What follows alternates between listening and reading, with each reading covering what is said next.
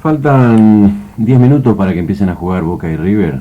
Faltan 14 horas para que empiece un acto eleccionario, como se dice habitualmente. Las cabecitas de la gente que vive, en principio en Buenos Aires. Mis aspiraciones de grandeza radiales no van más allá de los límites de la capital federal. Tal vez estén un poco desatentas hoy respecto de este programa, o a lo mejor no, por cábala, si usted es hincha de River o de Boca, no quiere ver ni escuchar el partido, o le podemos proponer una variante todavía más radical que la de nuestros amigos de las pelotas de la patria, con perdón del título, que vean el partido por televisión codificada, pero que escuchen el audio de este programa. Debe ser una combinación interesante. En cualquier caso, de las tensiones, de las desatenciones que pudiera haber hoy en el programa, nuestro invitado de hoy cumple cabalmente con un cierto efecto de perplejidad. Se llama Horacio González, y para el que no haya tenido la suerte de tenerlo como profesor, de haberlo leído en la revista Unidos, de la cual fue uno de los responsables, en El Ojo Mocho, revista que en la actualidad sigue saliendo y de la que acaba de salir un nuevo número, un número correspondiente a la primavera de 1997, también es uno de sus responsables. Aquel que no haya leído algún artículo suyo en alguna revista porteña o de algún otro lugar, por ejemplo de la ciudad de Rosario. Vamos a tratar no de hacer un retrato de Horacio González, son difíciles los retratos a través del éter. Vamos a tratar de que a través del programa de hoy Horacio se vaya presentando y representando solo. Yo simplemente les apunto algunos datos para una ficha, para aquellos que no lo tengan tan presente. Horacio nació en Buenos Aires en 1944, estaba estudiando en la Universidad de Buenos Aires cuando aquella noche de los bastones largos, se recibió de sociólogo, militó en la izquierda peronista, debió exiliarse, seguramente por razones bastante cercanas a este hecho, en Brasil. Volvió al país con la democracia y actualmente es titular en la carrera de Sociología de la Universidad de Buenos Aires y en la de Ciencias Políticas de la Universidad de Rosario.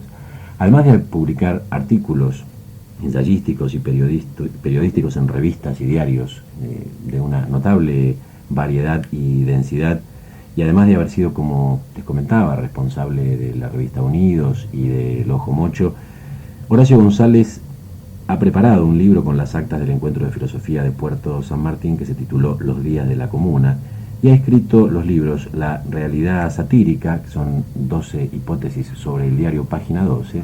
Digamos que ese es el punto de partida del libro para llevar adelante una reflexión bastante amplia, bastante suscitadora, diría yo, sobre la historia del periodismo en la Argentina y la compleja relación que nosotros tenemos con ese periodismo.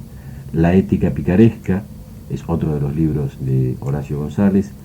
Art, política y locura y Macedonio Fernández, el filósofo cesante, son los libros que completan la obra publicada por González. Pero más allá de este currículum, si yo tuviera que utilizar una imagen para que ustedes pensaran en la posición, en el papel que ocupa Horacio González en el medio intelectual y cultural argentino, les sugeriría que piensen en un alfil. Un alfil recorriendo filosamente el tablero de los discursos políticos y culturales de aquí y de ahora.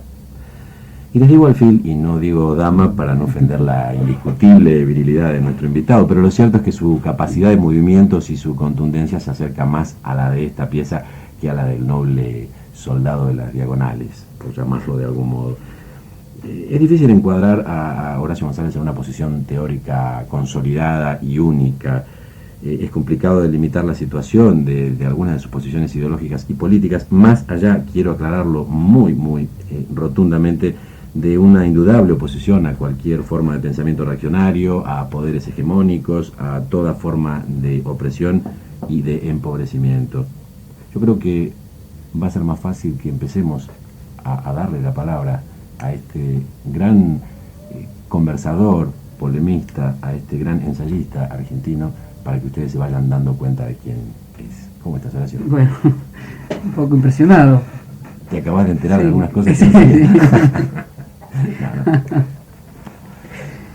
Horacio, me gustaría que tratáramos de pensar un poco la idea del ensayo como género. Es tal vez el género más difícil de encuadrar dentro de ciertas presuposiciones. Si bien el género de la novela contemporánea se ha ido arrogando progresivamente atribuciones y posibilidades que a veces, y tenemos el caso de narradores argentinos como Ricardo Piglia, por citar un caso,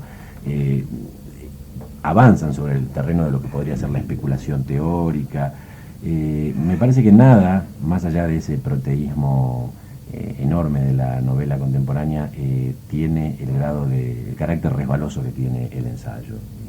Me parece que en la Argentina además tiene una tradición intermitente y contundente a la vez, sobre la que me gustaría que pensáramos un poco hoy. ¿Qué es un ensayo? ¿Qué podemos empezar a tirar sobre la mesa? No te sientas obligado a dar definiciones. No, intento definirlo. Pero ¿qué podríamos ir aproximando para arrimar el bochín? Bueno, cuando se lo intenta definir, sin duda también se está en el terreno del ensayo. La gente suele recordar, los amigos de uno, digamos. Estoy en la radio y se empieza a hablar de la gente. Veo un micrófono y ya digo la gente. Ya son miles. No, se recuerda en general lo que ha escrito Gruner, que es de los ensayistas argentinos, quien más ha reflexionado sobre el ensayo, un poco, digamos, en un clima, quizás no, en fin, no sé si le disgustaría a Gruner que se lo diga, pero en el clima de lo que podrían ser a su vez los ensayos de Adorno, ¿no? Y Gruner, con una expresión bastante adecuada, lo llama el género culpable. ¿Qué es lo que le da título a su libro? A su libro, sí, sí. Y esa es una frase que quedó más allá de... A mí, por ejemplo, me quedó esa frase. ¿Te sentiste aludido? Me sentí aludido, más allá de que no recordar bien el ensayo de Gruner, ¿no? No recordar tampoco tus propias culpas. Sí.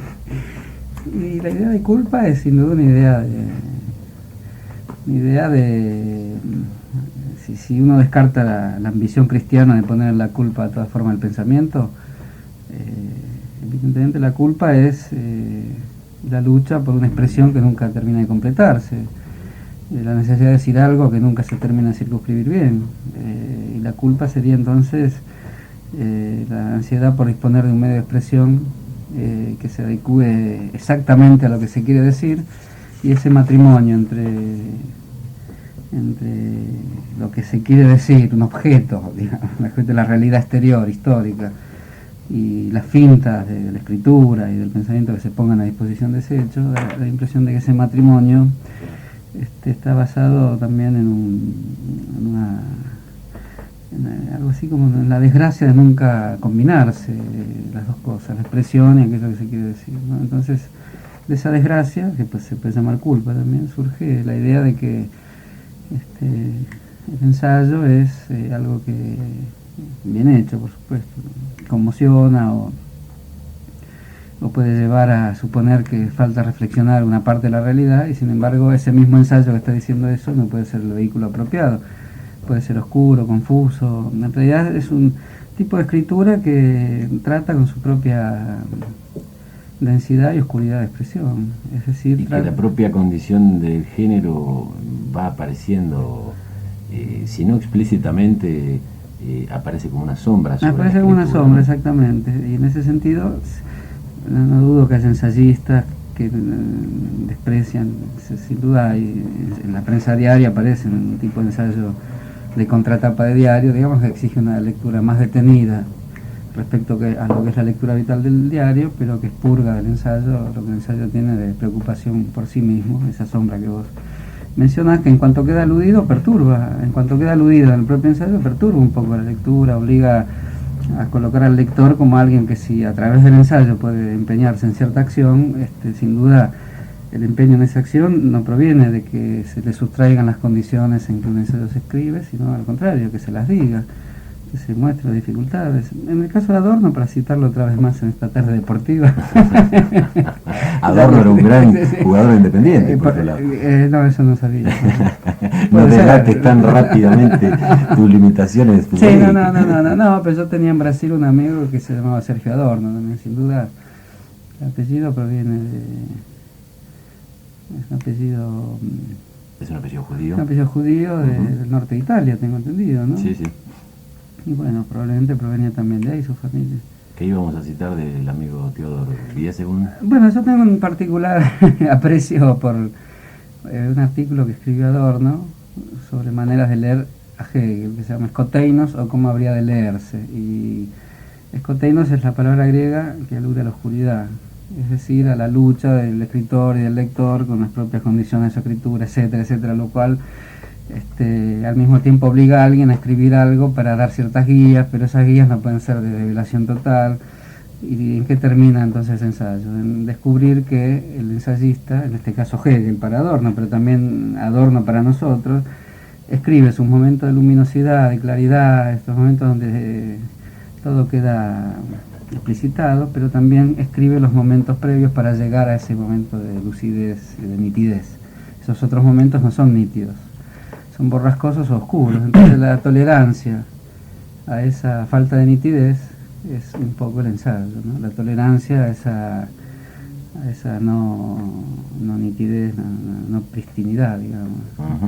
En general el lector en el que uno piensa, los estudiantes que tiene uno y en fin, las personas, y yo mismo, digamos, creo que nos sentiríamos muy ofuscados si continuamente se nos invita a tolerar la densidad y la oscuridad, ¿no? Me parece que hay ciertos momentos donde uno puede reclamar no sentirse dentro de ese tránsito donde se lo invita a tener la paciencia por la letra equívoca o ambigua o así difuminada, digamos, y con la disculpa o no de que es el precio a pagar para llegar a lo que puede ser que interese, pero esto también interesa porque es la antesala de la fábrica de ideas que no tiene temor a mostrar su propio caos interior. Oscuridad no necesariamente se debe asimilar a complejidad, digamos. No necesariamente, en el Sí, es sentido cierto, hay gente de... que reclama desde un lugar así de impaciencia absoluta o bastante grande, claridad y simpleza en la escritura de cualquier tipo, ¿no? Quiero decir, de cualquier tipo de género. Cuando es cierto que hay asuntos que son... que el mismo material a tratar tiene Sí. un grado de complejidad o tiene una cantidad de asuntos o de aspectos que hacen que la aproximación a ese objeto sea Sí. en sí misma complicada. Sí, en ese sentido yo soy defensor de la complicación como una forma de, en fin, si se quiere, de resistir el imperio de las prosas que anulan de la comprensión cualquier ejercicio de reflexión simultánea o ulterior. Pero de todos modos, algún cierto tipo de claridad, una consigna final, un momento de mucho brillo, de mucha luminosidad, de lectura no solamente unívoca, eso también creo que hay que buscar, el momento de un escrito, el momento de pulido y de certidumbre, El momento donde de imposibilidad de ambigüedad. Sí, en ese manera, ¿no? momento me parece un momento así divino. Te estoy hablando no porque tengo una teoría y ni porque yo lo sepa hacer, lo que me imagino. Es como una especie de Sí, desideratum, digamos. vos ya que introdujiste el tema, sí, lo que imagino yo que debería ser, o sea, que creo que sí, ya para estar en el terreno de Hegel, al cual uno, en fin, como buen argentino, hablamos sin conocer El alemán. es el alemán, sí, pero de todos modos es como lo que a veces se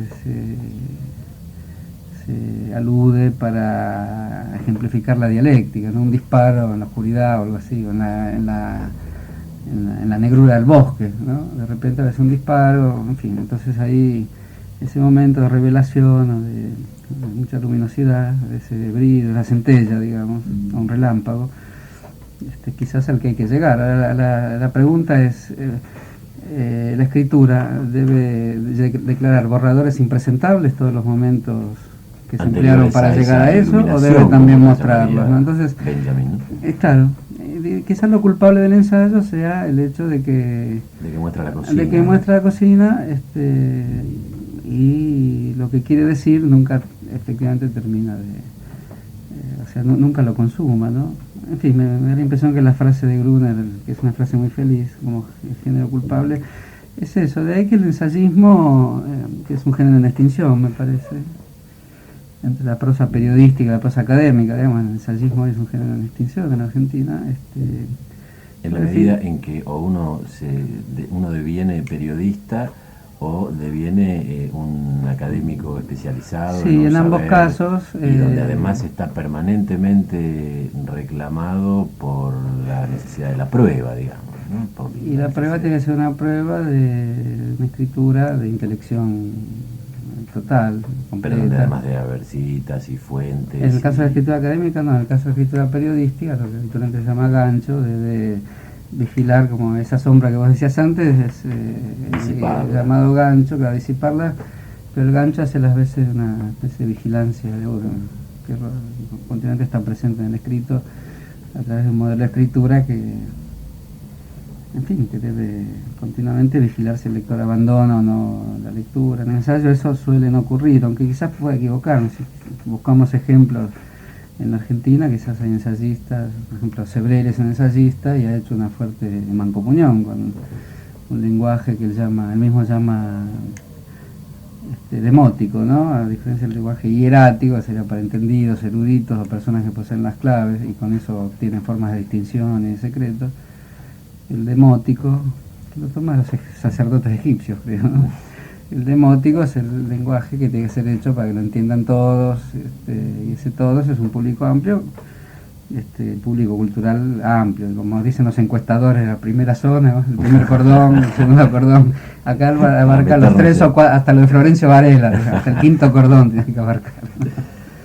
Señores, estamos con Horacio González, esto es El Banquete, pueden llamar al 963-8018 para lavarle un poco de culpas a nuestro invitado de hoy, que se siente muy ensayista y muy culpable. Vamos a tratar de empezar a homenajearlo un poco a Horacio González. Hay una marca biográfica de la que hablamos un poco al pasar y son los años que Horacio González vivió exiliado en Brasil. Después del tema que vamos a escuchar ahora, me gustaría, Horacio, que nos hablaras un poco de qué ha significado, sobre todo en tu, lo voy a decir pomposamente, en tu formación intelectual, en tu experiencia de lector y de estudiante, de crítico, los años pasados en Brasil. Pero ahora vamos a escuchar a un maestro de maestros que ha estado hace muy poco aquí en Buenos Aires para dar 2 recitales espectaculares. Me refiero a João Gilberto, un tema que se llama Morena Boca de Ouro, y está grabado en vivo en el Festival de Montreux de 1985. Morena boca de ouro que me faz sofrer, o teu jeitinho é que me mata. Roda morena, vai, não vai, ginga morena, cai, não cai, samba e me desacata. Morena é uma brasa viva pronta pra queimar, queimando a gente sem clemência. Roda morena, vai, não vai, ginga morena, cai, não cai, samba com malemolência. Meu coração é um pandeiro, gingando ao compasso de um samba feiticeiro. Samba que mexe com a gente, samba que zomba da gente. O amor é um samba tão diferente. Morena samba no terreiro, pisando vaidosa, cestrosa, meu coração. Morena tem pena de mais um sofredor que se queimou na brasa viva do seu amor.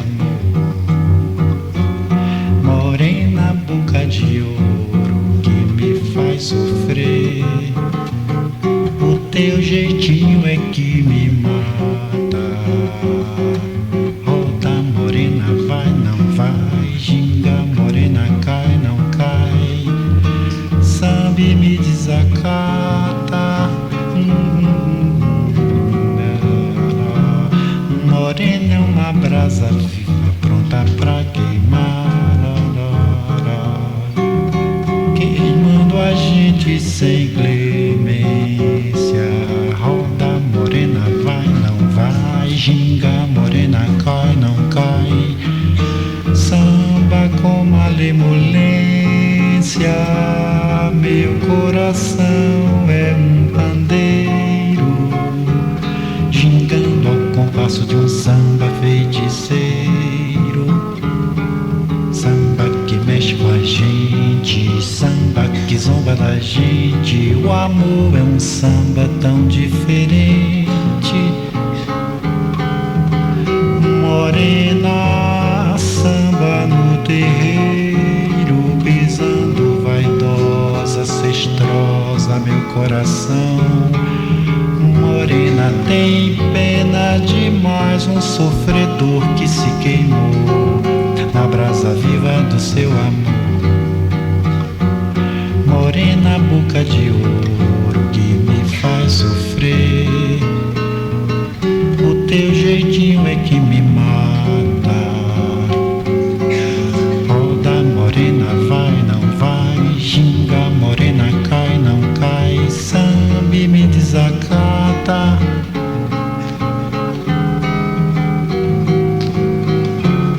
Morena é uma brasa viva pronta pra queimar, queimando a gente sem clemência. Roda, morena, vai, não vai. Ginga, morena, cai, não cai. Samba com malemolência. Meu coração é um pandeiro, gingando ao compasso de um samba feiticeiro. Samba que mexe com a gente, samba que zomba da gente. O amor é um samba tão diferente. Morena, samba no terreiro, pisando vaidosa, cestrosa, meu coração. Morena, tem pena demais, um sofredor que se queimou na brasa viva do seu amor.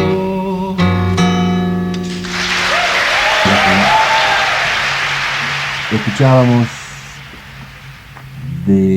mejor dicho, por Joao Gilberto, Morena, Boca de Ouro, un tema que este monstruo de la música popular brasileña cantó en el Festival de Montreux de 1985. Y decíamos también que era una manera de homenajear a nuestro invitado de hoy, Horacio González, por los años que vivió en Brasil. ¿Te fuiste muy apurado, Horacio? Sí, más o menos apurado.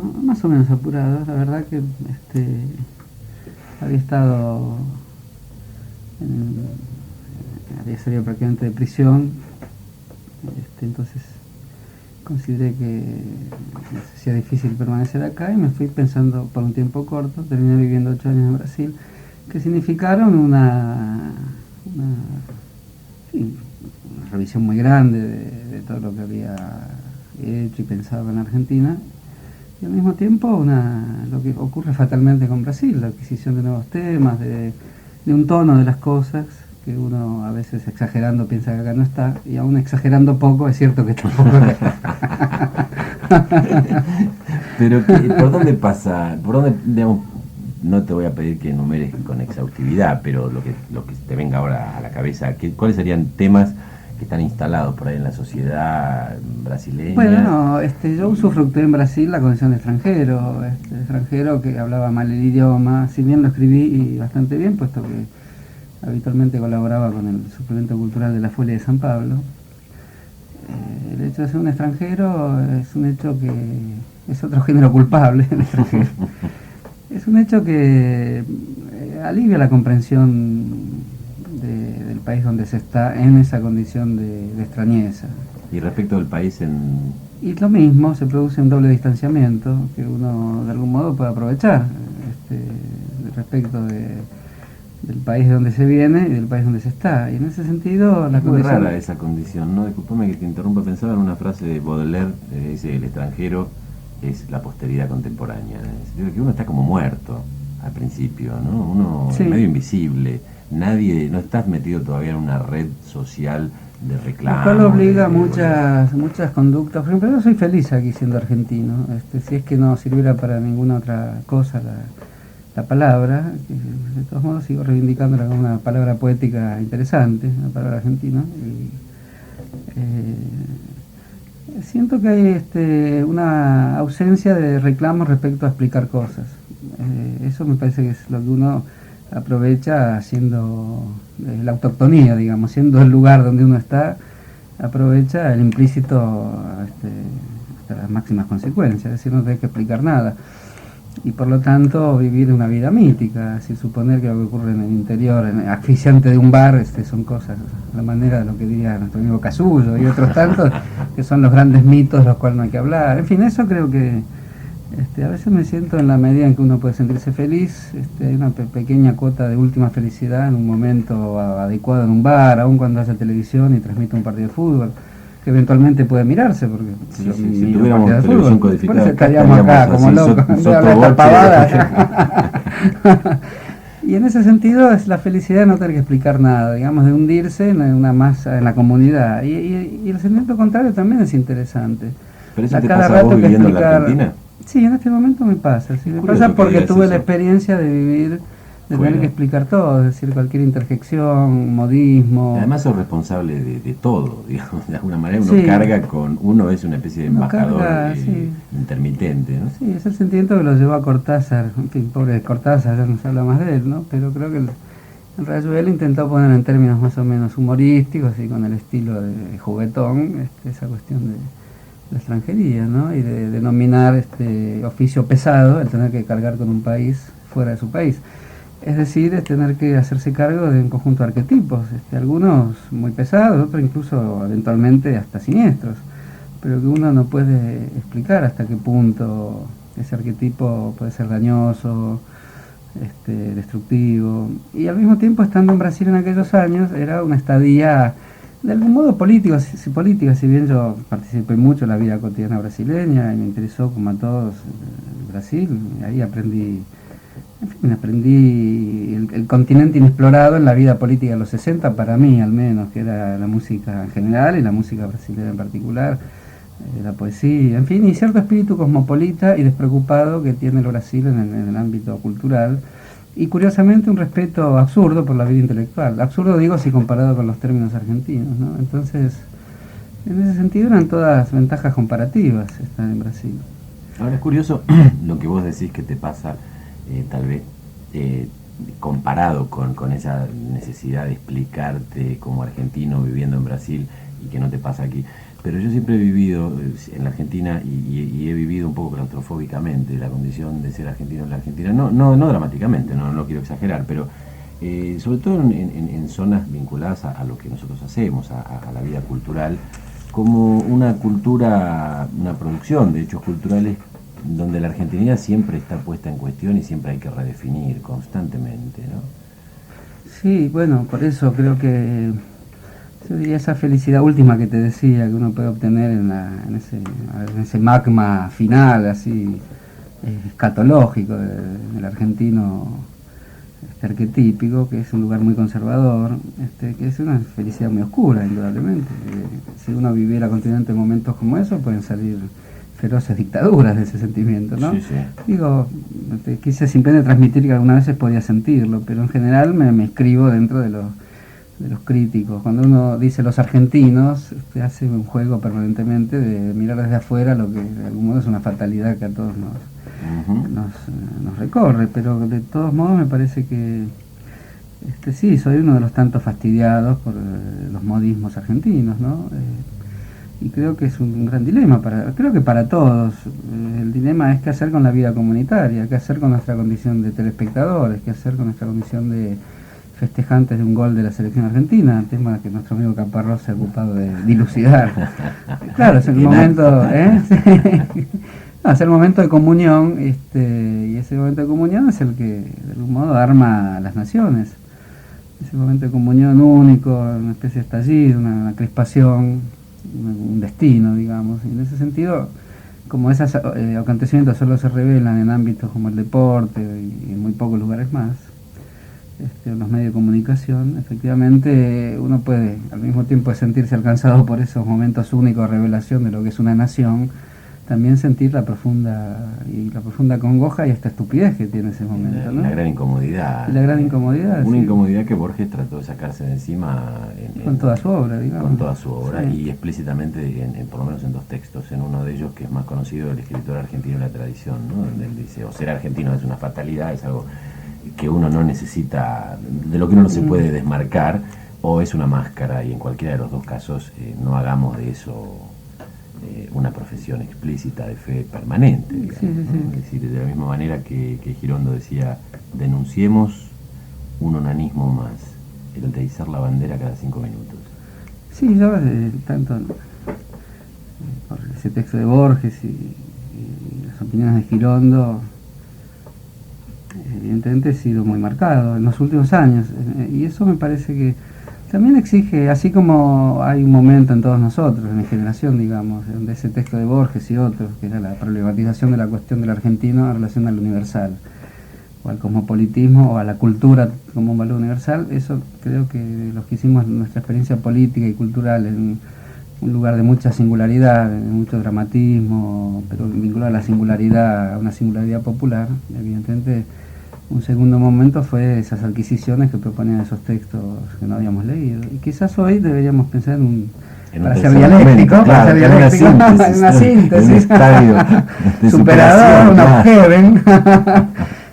No, porque en lo de Borges creo que está la cuestión del pudor, que finalmente él termina pensando la cuestión argentina como vinculada a lo que los ensayistas argentinos, notoriamente Martínez Estrada, habían señalado como posibilidad de pensar una nación, es decir, a través del llamado carácter nacional, que es una forma de restituir el singular, pero a través de un concepto de tipo moral. Entonces el carácter nacional para Borges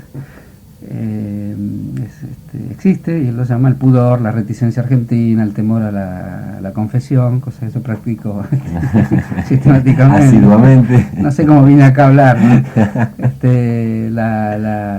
En fin, no sé qué otra palabra emplea Borges, la prudencia para hablar de sí mismo, pero justamente en un artículo más o menos simultáneo a que creo que es de los 40, el escritor argentino, no tiene fecha porque creo que lo rehizo varias veces, me da impresión, sobre la base de una conferencia original de los años 30, de mediados de los años 30, creo que lo reescribió en los 40, pero simultáneamente están los artículos sobre Whitman, me parece, y creo que sobre Whitman, sí, y le atribuye al escritor norteamericano también a la cualidad del pudor. Entonces, en ese sentido, la cualidad que parece argentina, y él la descubre en las poesías de Enrique Banch, también estaba también en Whitman. También está en Whitman. Otra de las grandes paradojas borgianas. Nosotros vamos a hacer un recurso a una forma discreta del pudor, una forma radial del pudor. Vamos a hacer la primera pausa del programa, pero antes les quiero recordar que estamos con Horacio González, un ensayista argentino. Contemporáneo. Desde hace mucho tiempo, contemporáneo no, hace algunas décadas. Nuestro teléfono es 963-8018, estamos hasta las 8 de la noche. Nos están acompañando y ayudando a que este programa salga lo mejor posible el maestro de la consola, Matías Rodríguez, y Martín Rodríguez Baigorria, nuestro asistente. En un ratito seguimos.